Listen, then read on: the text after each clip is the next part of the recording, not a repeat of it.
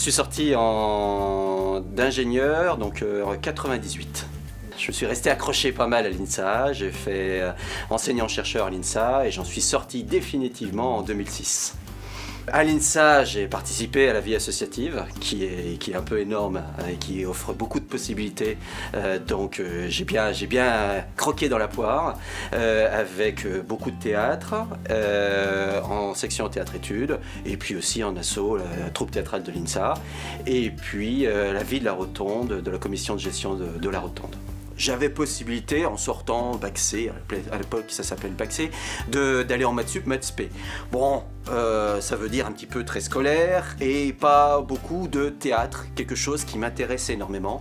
Et j'ai donc choisi l'INSA, qui avait une section théâtre-études, pour pouvoir assouvir cette passion que j'avais. Et depuis, je continue le théâtre grâce à des connaissances que j'ai rencontrées à l'INSA, grâce à des opportunités que j'ai rencontrées à l'INSA, grâce à une formation que j'ai eue à l'INSA sur le théâtre. Bon, j'ai toujours aimé les sciences. Alors quand j'étais petit, je me disais je serai astrophysicien, truc très pointu en sciences. Bon, je suis pas allé jusque là. Je me suis arrêté simplement ingénieur et donc maintenant, je suis ingénieur dans le monde de la lumière, un petit peu relié au monde du spectacle. Et donc c'est sur ces deux points, vraiment l'INSA m'a donné les clés, les éléments pour pouvoir atteindre ses envies. L'INSA m'a permis d'avoir deux rêves. Un premier, complètement personnel. J'ai rencontré mon épouse à l'INSA. Et puis voilà, l'idylle est née. Et voilà, donc les enfants, etc. Donc vraiment un premier gros rêve. Le deuxième rêve, c'était en 4e année qu'il est né, en discutant un soir avec des amis qui faisaient du théâtre avec moi dans le cadre de l'INSA. On a eu l'idée, un rêve fou, une ambition un petit peu démesurée au dérision de certains, c'est de monter une association en Haute-Loire qui achète une maison. Cette maison serait un cadre de lieux de répétition et de lieux de représentation de théâtre, danse, musique, etc. Et donc, depuis 98, donc maintenant ça fait presque 20 ans, on réalise complètement ce rêve.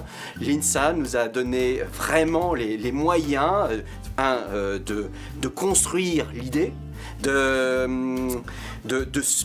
subvenir à toutes les modalités financières, créer l'association, créer les statuts. Ça nous a permis d'avoir la rigueur de calendrier, rigueur de répétition, etc. Voilà, vraiment, l'INSA m'a permis d'assouvir un chouette rêve que je vis encore au jour le jour avec la trentaine d'amis de l'époque. On est toujours amis. Et voilà, oui, donc l'INSA m'a vraiment permis de réaliser des rêves. Alors, il y a quelque chose de très important pour les INSA que je voudrais vous dire. L'INSA vous donne des moyens. Alors, bien entendu, vous apprenez plein de choses à l'INSA. Vous allez apprendre les matrices, les espaces vectoriels, la thermie, etc. Mais la chose la plus importante que vous avez appris, c'est en 5e. C'est le produit en croix. Ça, c'est dit. Néanmoins, il y a quelque chose de très important dans les études d'ingénieur, c'est apprendre à apprendre. Apprendre à structurer sa pensée. Apprendre à se faire une opinion, à expliquer l'opinion. Et tout ça, c'est l'INSA qui vous permet de l'apprendre. Alors l'INSA ou d'autres écoles d'ingénieurs, mais l'INSA vous donne vraiment toutes les bases pour ce faire.